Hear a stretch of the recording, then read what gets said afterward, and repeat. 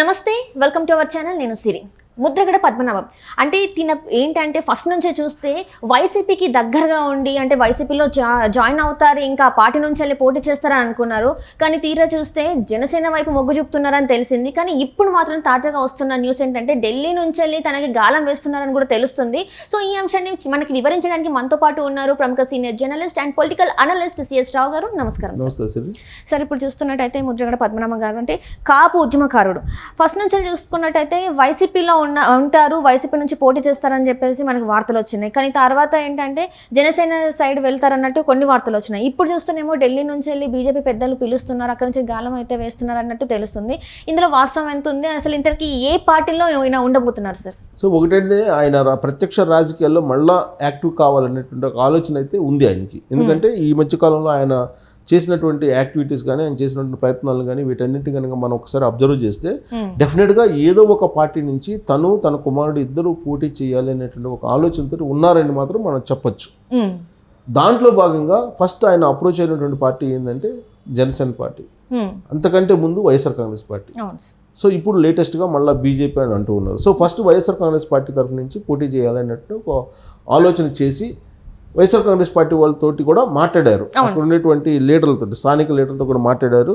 రేపు మాపు జగన్మోహన్ రెడ్డిని కలిసేటువంటి అవకాశం ఉంది. సో ఫైనల్ అయిపోయేటువంటి అవకాశం ఉంది. ముద్రగడ పద్మనాభం ఎంపీ, ఆయన కుమారుడు ఎమ్మెల్యే ఇలా మాట్లాడుకున్నారు. మాట్లాడుకున్న తర్వాత సీన్ కట్ చేస్తే వైఎస్ఆర్ కాంగ్రెస్ పార్టీ ఒక సర్వేలు చేయించుకొని ముద్రగడ పద్మనాభం వైఎస్ఆర్ కాంగ్రెస్ పార్టీకి వచ్చినందువల్ల నష్టం జరుగుతుంది అనేటువంటి అభిప్రాయానికి వచ్చిన తర్వాత సర్వేలను పక్కాగా నమ్మే జగన్మోహన్ రెడ్డి ముద్రగడ పద్మనాభంని దూరంగా పెట్టేశారు.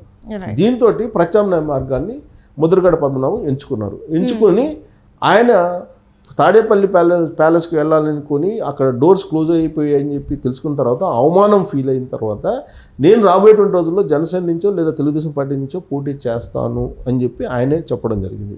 ఆ రోజు నుంచి ఆయన ఏ పార్టీలోకి వెళ్తారు అనే దాని మీద విస్తృతంగా చర్చ జరుగుతుంది.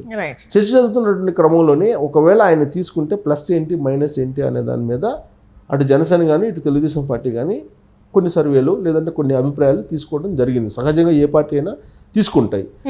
ఆ తీసుకున్నటువంటి క్రమంలో ఈయన్ని కనుక తీసుకుంటే తెలుగుదేశం పార్టీ ఓట్ బ్యాంక్ ఏదైతే వెన్నుముక్కగా ఉందో బీసీ ఓట్ బ్యాంకు అది డిస్టర్బ్ అయ్యేటువంటి అవకాశం ఉంది అనేది తెలుగుదేశం పార్టీ భావిస్తుంది, అంచనా వేస్తుంది. అందుకే తెలుగుదేశం పార్టీ డోర్స్ దాదాపుగా క్లోజ్ అయిపోయినాయని చెప్పి పరోక్షంగా సంకేతాలను అందుకున్నాడు ముద్రగడ పద్మనాభం. దీంతో జనసేనలో చేరాలనేటువంటి ఒక ప్రయత్నం ఆయన చేశారు.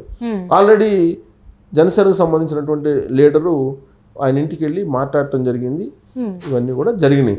అయితే జనసేనలో చేరడం ఖాయము, ఆయన ఎంపీగా పోటీ చేసే ఖాయము, ఆయన కుమారుడు కూడా ఎమ్మెల్యేగా పోటీ చేసేటువంటి పరిస్థితి ఖాయము, జనసేనలో చేరతారని చెప్పి వచ్చినటువంటి ఒక పెద్ద బలమైనటువంటి ప్రచారం. అయితే జనసేన పవన్ కళ్యాణ్ కూడా ఆలోచిస్తున్నారు ముద్రగడ పద్మనాభం గురించి అనేది ఒకటి వినిపిస్తుంది. ఎందుకు ఆలోచిస్తున్నారు? ముద్రగడ పద్మనాభంని తీసుకోవడానికి ఈ ప్రధానమైనటువంటి పార్టీలు ఎందుకు భయపడుతున్నాయి అనేటువంటి ఒక ప్రశ్న వేసుకుంటే ముద్రగడ పద్మనాభం అనే పేరు వినగానే ఇమీడియట్గా గుర్తొచ్చేది కాపు రిజర్వేషన్. ఈ కాపు రిజర్వేషన్ ఇస్తామని చెప్పి ఏ పార్టీ అయితే చెప్తుందో ఆ పార్టీకి ప్రజలు సహకరించరు అనేటువంటి ఒక అభిప్రాయం సర్వేల ద్వారా ఉంది. దానికి కారణం ఏంటంటే 2019లో జరిగినటువంటి ఎన్నికల్లో తెలుగుదేశం పార్టీ ఘోరమైనటువంటి వైఫల్యం చెందడానికి కారణం ఏంటంటే ఈ కాపు రిజర్వేషన్. కాపులకు నేను రిజర్వేషన్ 5% ఇస్తానని చెప్పి చంద్రబాబు నాయుడు ప్రకటించారు.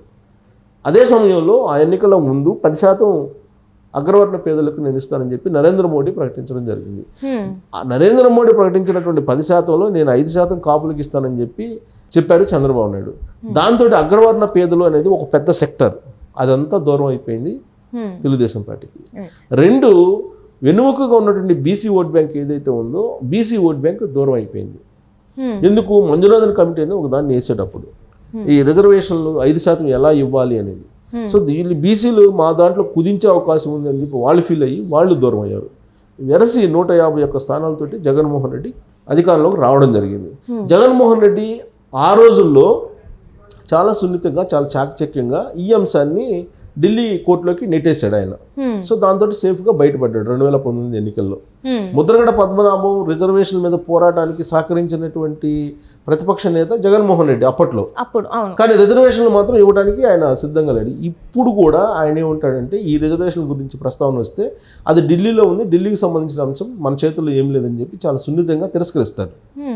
అలాంటి అంశాన్ని ఇప్పుడు పట్టుకుంటే కాలిపోయేటువంటి అంశాన్ని ఇప్పుడు జనసేన పార్టీ తీసుకున్న, తెలుగుదేశం పార్టీ తీసుకున్న ముద్రగడ పద్మనాభాన్ని మళ్ళీ దెబ్బతినేటువంటి అవకాశం ఉంది రాజకీయంగా అనేటువంటి ఒక భయం, ఒక ఆందోళన అయితే ఉంది. అయితే వీళ్ళిద్దరూ ఇలా కోళ్ళలో పెట్టినటువంటి ముద్రగడ పద్మనాభం రాజకీయ భౌతవ్యాన్ని తట్టింది బీజేపీ. ఢిల్లీకి సంబంధించినటువంటి కొంతమంది పెద్దలు ముద్రగడ పద్మనాభాన్ని ఆకర్షించేటువంటి ప్రయత్నం చేస్తున్నారు అనేది ఒకటి. ఎందుకు అని అంటే తెలుగుదేశం పార్టీ, జనసేన, బీజేపీ పొత్తు అనేది కన్ఫర్మ్ అయిపోయింది దాదాపుగా. సీట్ల షేరింగ్ విషయంలోనే ఇంకా మాట్లాడుకోవాల్సి వస్తుంది ఫైనల్గా. అది అయితే కనుక బీజేపీ నుంచి బలమైనటువంటి అభ్యర్థులు లేరు కాబట్టి ఇప్పుడు ముద్రగడ పద్మనాభాన్ని తీసుకోవాలనే ఆలోచన బీజేపీ చేస్తూ ఉంది. సో ఒకవేళ బీజేపీ చేస్తే కనుక బీజేపీ మీద నెట్టేయచ్చు అనేటువంటి యాంగిల్లో బహుశా జనసేన, తెలుగుదేశం పార్టీకి కూడా అంగీకరించేటువంటి అవకాశం ఉంది. అది బీజేపీకి సంబంధించినటువంటి అంశం అని. పొరపాటున కనుక కాపు రిజర్వేషన్ మేనిఫెస్టోలో కనుక పెడితే మళ్ళీ దెబ్బతినేటువంటి అవకాశం ఉంది అనేది కూడా రాజకీయ పార్టీలకు తెలుసు. అందుకే వాళ్ళు ముద్రగడ పద్మనాభాన్ని దూరంగా పెడుతున్నటువంటి ప్రస్తుత సమయంలో జాతీయ పార్టీగా ఉన్నటువంటి బీజేపీ ఆయన్ని దగ్గర తీసుకునేటువంటి ప్రయత్నం జరుగుతుంది. కాబట్టి ఆయన బీజేపీలోకి చేరే అవకాశం ఉంది అనేది కూడా ఇప్పుడు తాజాగా జరుగుతున్నటువంటి ఒక చర్చ, పొలిటికల్ చర్చ అని చెప్పి అనుకోవచ్చు. సో ఇంకొక వైపు హరిరామ జోగయ్య కూడా ఇండైరెక్ట్గా జగన్మోహన్ రెడ్డి సహకారం అందిస్తూ వారానికి ఒక లెటరు రాస్తూ ఉన్నారు. ఎవరికి? పవన్ కళ్యాణ్ రాస్తూ. ఇదంతా కూడా వైఎస్ఆర్ కాంగ్రెస్ పార్టీ వ్యూహంలో భాగంగా జరుగుతూ ఉన్నటువంటి ఒక రాజకీయపరమైనటువంటి చదరంగం అని చెప్పి మనం భావించడానికి అవకాశం ఉంది. అంటే ఇక్కడ ఏంటంటే సార్, ఇప్పుడు ఇలా చేస్తే ఇప్పుడు ఒకవేళ బీజేపీలో జాయిన్ అయితే ముద్రగడ పద్మనాభం గారు, మరి ఇక్కడ ఓటు బ్యాంక్ పరిస్థితి ఏంటి సార్? ఇప్పుడు చూస్తున్నట్టయితే వీళ్ళ ముగ్గురిది పొత్తు కన్ఫర్మ్, సీట్లు మాత్రమే కాలేదు. మరి అప్పుడు ఓటు అనేది మరి చీలదా సార్? సో ఒకవేళ మేనిఫెస్టోలో పెడితే ఖచ్చితంగా చీలిపోయే అవకాశం ఉంది. మేనిఫెస్టోలో కాపు రిజర్వేషన్ అంశాన్ని కనుక పెడితే చిలిపోయే అవకాశం ఉంది. లేదు బీజేపీలో చేరి ముద్రగడ పద్మనాభం పోటీ చేస్తే అది కేంద్ర ప్రభుత్వం యొక్క కోర్టులో వేసేటువంటి అవకాశం ఉంది ఈ మొత్తం అంశాన్ని. సో కేంద్ర ప్రభుత్వం కోర్టులో వేసిన తర్వాత అది కోల్డ్ స్టోరేజ్లో పడినట్టే, అది అందరికీ తెలిసినటువంటి విషయం. కాబట్టి దాని పెద్ద ఎఫెక్ట్ పడకపోవచ్చు. జాతీయ పార్టీలో చేరుతున్నారు కాబట్టి. ప్రాంతీయ పార్టీలుగా ఉన్నాయి కాబట్టి ఖచ్చితంగా ఈ పార్టీలో చేరి పోటీ చేస్తే డెఫినెట్గా ఎఫెక్ట్ ఉంటుంది.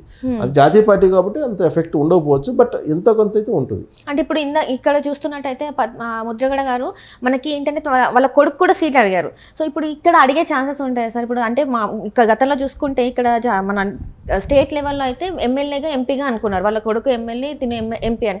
ఇప్పుడు మరి వాళ్ళ కొడుకు పరిస్థితి ఎలా ఉంటుంది సార్ మరి? సో బీజేపీ తరఫు నుంచి అవకాశం వస్తే పోటీ చేస్తారు, లేదంటే బీజేపీ తరఫు నుంచి రాకపోతే కనుక బహుశా జనసేన నుంచి, తెలుగుదేశం పార్టీ నుంచి అవకాశం ఉండే ఛాన్సెస్ లేదు. కారణం ఏంటంటే ఇది రిజర్వేషన్ అంశం మెడకు చుట్టుకుంటుంది అనేటువంటి ఒక భయం, ఆందోళన ఖచ్చితంగా జనసేన, తెలుగుదేశం పార్టీకి ఉంటుంది. సర్వేలు కూడా చేయించుకుంటారు కాబట్టి. సో జాతీయ పార్టీ బీజేపీ దానికి కూడా రిక్వైర్మెంట్ ఉంది.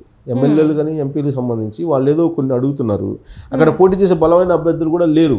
కాబట్టి ఒకవేళ అడ్జస్ట్ చేసి ఇద్దరిని కూడా అడ్జస్ట్ చేసే అవకాశం ఉంది, లేదంటే ఒకరికి ఆఫర్ ఇచ్చేటువంటి ఛాన్సెస్